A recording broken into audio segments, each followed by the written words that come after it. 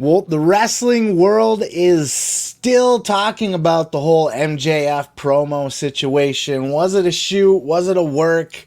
There's this whole edict thing that's been passed down from Discovery, Time Warner now. All this shit. We'll get into it.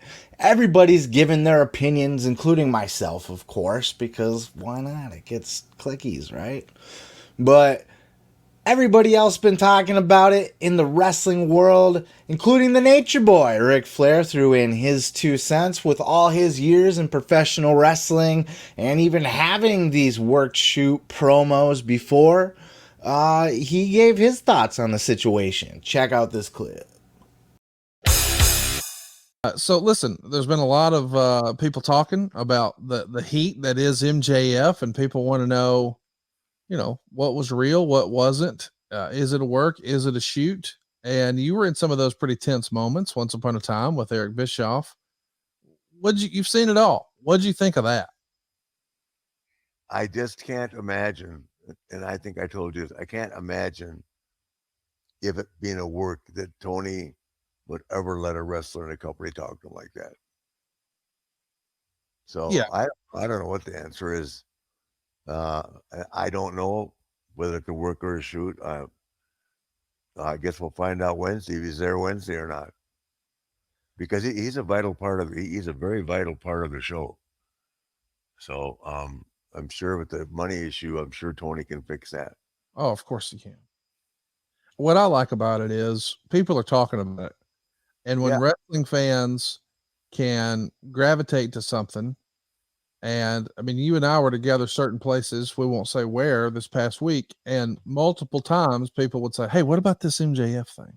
Yeah. It's what everybody's talking about. So if the idea is let's get people talking, mission accomplished. The business needs that. Yes. Yeah, even the Nate isn't entirely sure if this is a shoot or a work. Conrad doesn't seem to know. I bet you Conrad knows.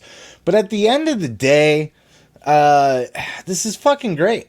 Now, if you want my honest opinion, I would say that it's a work. I don't know exactly what's going on with the Time Warner Discovery thing. I don't know. I can't imagine that they're going to just be like, "Hey, could you do a fake press release or fucking letter or something, putting out an edict to help out our storyline?" Maybe. That's some deep state work right there. That's fucking iceberg, bottom of the iceberg, tip of the iceberg type shit, whatever the fuck you want to say. So really, like, nobody's entirely sure. Nobody has information on this. The dirt sheets only have opinions and what they think's going on. Everybody's fucking clueless on this, including everybody that works for AEW. Now, we know that the AEW locker room is good at keeping secrets. We learned this with the Brody Lee. But as I talked about last week, I believe, is that this is different. That was a medical, personal health scare situation. So you're a fucking asshole if you leak that out to the internet, right? But this is just a juicy storyline. Right? So, if you want to help a brother out, everybody likes to gossip to a certain extent, right? Especially when they know some dirt. Brody, that was different. That's medical. That's not dirt. But when you know, like, oh yeah, this is all just a work. It's fucking, that's going to get out if enough people know about it. Now, who would be in the know? We got Tony Khan, obviously. We got MJF, obviously. CM Punk chased MJF out to the ring, when they went to a commercial or whatever. The cameras were still rolling and they released this. Obviously, this got out, which is another fucking clue to that this is a work. But Punk came out, which also looks like a work. Came limping out to the ring on his broken ass foot, and MJF fucking powdered out of the ring and hopped the rail. So, do you think MJF would have did that? Do you think MJF's physically scared of CM Punk on a broken foot, on a bum wheel? I don't think he is.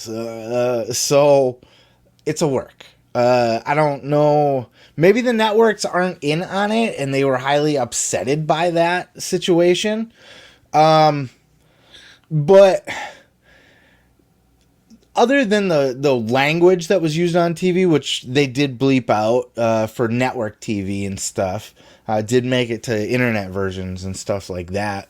But other than like the language, like the network needs to know that the wrestling business is like partial reality TV, right? Which is scripted reality. It's like we're gonna stage these dramas, and that's what wrestling is, except for it's with fighting and action and characters and colorful personalities and all that shit, instead of boring, snobby ass fucking Hollywood women with their fucking, doesn't matter. You get my point. So they need to know that that's what wrestling is. So they're going to blur those lines. So they have to. I can't imagine that anybody sitting at the network, unless they're just flat out mad by the language of this, nobody's going to go, oh my God, this thing that happened on this fake wrestling show that's all dramatic and stuff.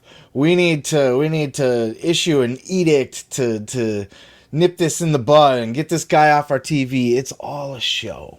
They're not dumb. They know that. They know what wrestling is. Everybody knows what wrestling is. It's a man soap opera. It's scripted sports entertainment, my friends. At the end of the day, that's what it fucking is. So, the network, they're probably in on it, or that was just, maybe even, where did that release come from? Was that or their official page? I haven't dove into that too deeply yet to see exactly where that news came from, other than that there was an edict that was put out by Time Warner Discovery to get this MJF fucker off of our TV and never talk about him again. Which is what you would do if it was real. This is a brilliant work. This is a brilliant work. This is what this is. This is MJF and Tony Khan. Tony Khan's the markiest of marks, right? I love AEW, and I stick up for Tony Khan a lot because the internet likes to pick on him and stuff. But we all know he's a giant fucking mark and a giant fucking nerd, is he not? Agreed. Whether you like him or hate him, we can all agree on that.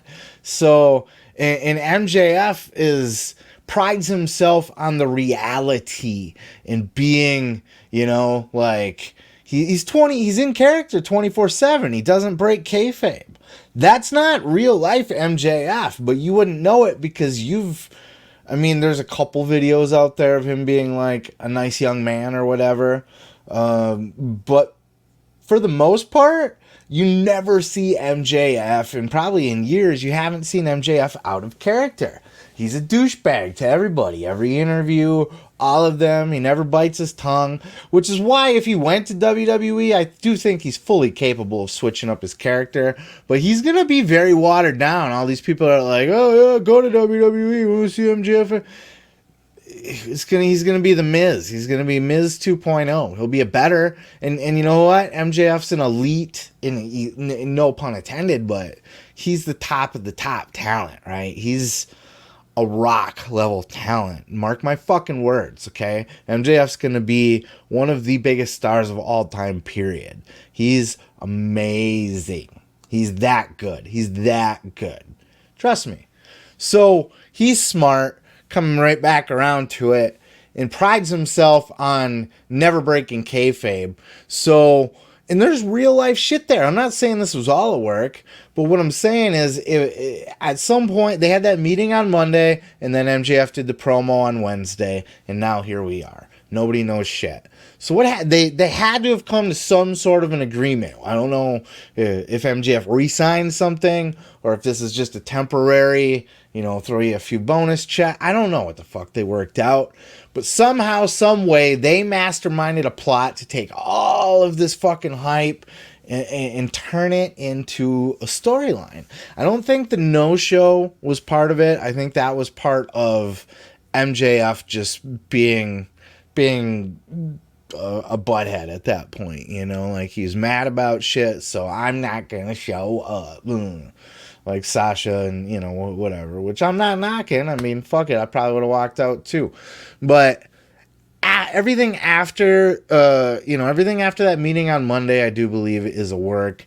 It'll be interesting to see how it plays out, but these guys got together. They masterminded the best way to do the best.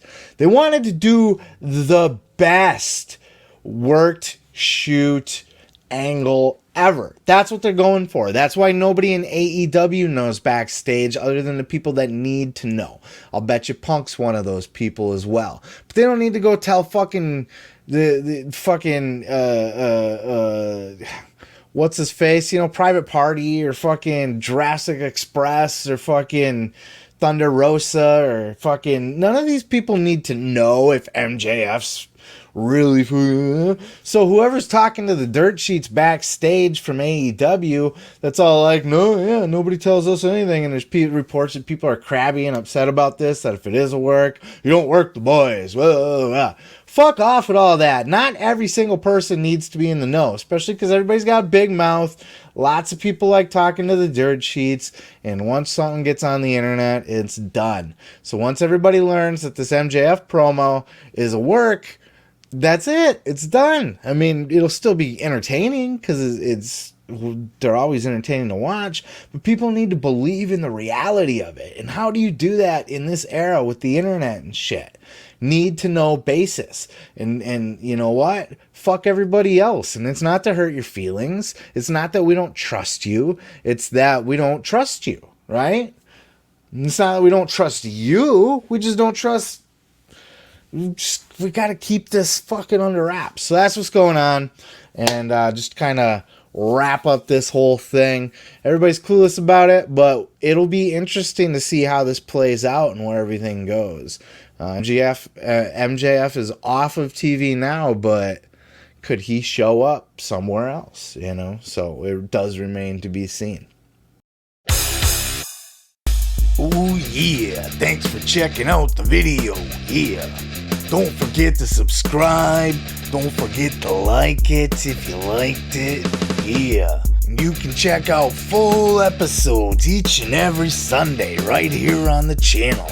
Oh yeah, dig it.